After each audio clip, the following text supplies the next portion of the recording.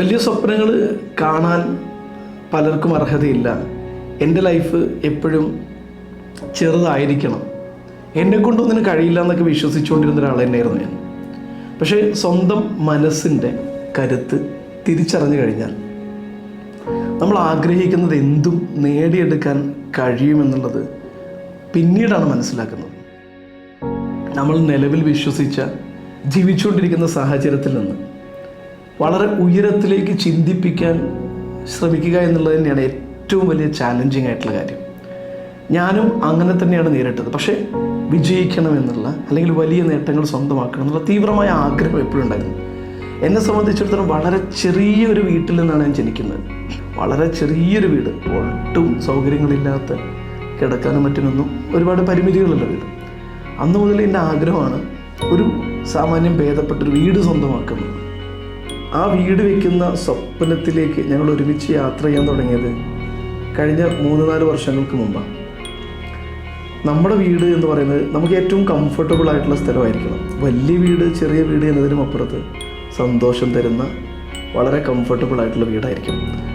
അതിന് വളരെ കംഫർട്ടബിൾ ആയിട്ടുള്ള ഒരു ആർക്കിടെക്റ്റിനെയാണ് ഞങ്ങൾക്ക് കിട്ടിയത്, ഷാഫി മാളിയേക്കൽ. അദ്ദേഹവുമായിട്ട് വളരെ നീണ്ട പലതരത്തിലുള്ള ഡിസ്കഷനുകളിലൂടെ ഞങ്ങൾ ശരിക്കും ഞങ്ങളുടെ സ്വപ്നം വരച്ചെടുക്കുകയായിരുന്നു.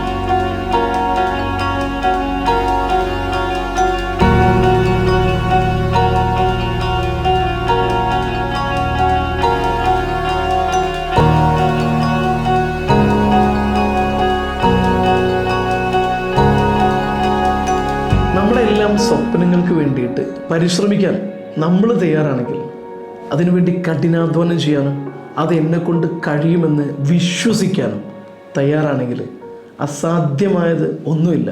ഞാൻ നേടിയത് വലിയൊരു നേട്ടമാണെന്നൊന്നുമല്ല ഞാൻ പറയുന്നത്, പക്ഷേ ഞാൻ നേടിയത് എൻ്റെ സ്വപ്നമാണ്. I love this house.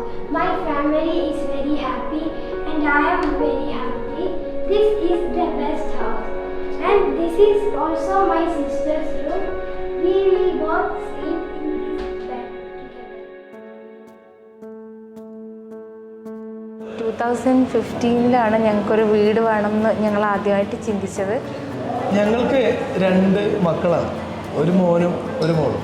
അപ്പോൾ ഈ ഒരു വീട്ടിലേക്ക് മാറുന്ന സമയത്ത് ശരിക്കും അവരുടെ മുഖത്തുള്ള സന്തോഷം തന്നെയാണ് ഞങ്ങളുടെ ഏറ്റവും വലിയ ഒരു സന്തോഷം. എന്നെക്കാളും കൂടുതൽ വലിയ ആഗ്രഹം എൻ്റെ വൈഫിൻ്റെ ആയിരുന്നു. അവൾക്കായിരുന്നു ഒരു നല്ലൊരു വീടുണ്ടാവുക, അത്യാവശ്യം സൗകര്യങ്ങളൊക്കെ വീടുണ്ടാവുക എന്നുള്ള തീവ്രമായ ആഗ്രഹം. കാരണം എൻ്റെ കൂടെയുള്ള ജീവിതം എൻ്റെ ലൈഫിലേക്ക് വന്നതിന് ശേഷം കുറച്ചധികം പ്രതിസന്ധികൾ ഞങ്ങൾ ഒരുമിച്ച് തരണം ചെയ്തിട്ടുണ്ട്. അപ്പോൾ അതിൽ നിന്നൊക്കെ പുറത്ത് കിടന്നൊരു വീടുണ്ടാവുക എന്ന് പറഞ്ഞ ഒരു വലിയൊരു ആഗ്രഹം അവളുടെ തന്നെയായിരുന്നു. അപ്പോൾ ഞങ്ങളുടെ മനസ്സിലൊരു സ്വപ്നം ഉണ്ടായിരുന്നു, എങ്ങനത്തെ വീടായിരിക്കണം, അതിൻ്റെ ഏറ്റവും കൂടുതൽ ഇമ്പോർട്ടൻസ് നല്ല എയറും അതുപോലെ വെളിച്ചം പാസ് ചെയ്യുന്ന രീതിയിലായിരിക്കണം. അല്ലാണ്ട് നമുക്കൊരു കോൺക്രീറ്റ് ഇതിനകത്ത് ഇരിക്കുന്ന ഫീലിംഗ് വരാത്ത രീതിയിൽ നാച്ചുറലായിട്ടുള്ള ഇത് കിട്ടുന്ന ഒരു വീടായിരിക്കണം. അപ്പം ഞങ്ങൾ അയാളെ വിളിച്ചു. അപ്പം ഞങ്ങളുടെ മനസ്സിലുള്ളൊരു പ്ലാൻ പോലെ തന്നെ ആയിരുന്നു പുള്ളി ഞങ്ങൾക്ക് തന്ന ഡിസൈൻ.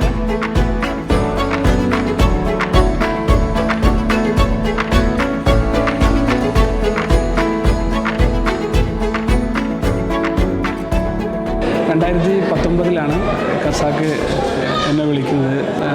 കണ്ടംപററി സ്റ്റൈലിലുള്ള കാറ്റും വെളിച്ചൊക്കെ എത്തുന്ന നല്ലൊരു വീടാണ് അദ്ദേഹം മനസ്സിൽ കണ്ടത്. ആ ഒരു സംഗതി നമുക്ക് ചെയ്യാൻ സാധിച്ചിട്ടുണ്ട് എന്നാണ് ഞാൻ മനസ്സിലാക്കുന്നത്. അതിനു വേണ്ടുള്ള സപ്പോർട്ടും പിന്തുണയൊക്കെ എനിക്ക് എൻ്റെ വൈഫിൻ്റെ ഭാഗത്ത് നിന്ന് പലപ്പോഴും ഈ ഒരു ചാലഞ്ചിങ് സിറ്റുവേഷനിൽ പോലും കിട്ടിയിട്ടുണ്ട്.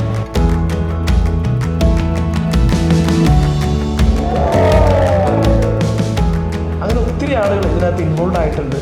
സോ എല്ലാവരോടും ഈ നിമിഷത്തിൽ പടച്ചവനോട് പ്രത്യേകിച്ച്, അതുപോലെ തന്നെ എൻ്റെ മാതാപിതാക്കൾ, എൻ്റെ വൈഫിൻ്റെ മാതാപിതാക്കൾ, ഞങ്ങളുടെ കൂടെ നിന്ന് പിന്തുണച്ച പ്രാർത്ഥിച്ച എല്ലാവരോടും ഒത്തിരി നന്ദിയും കടപ്പാടുമുണ്ട്.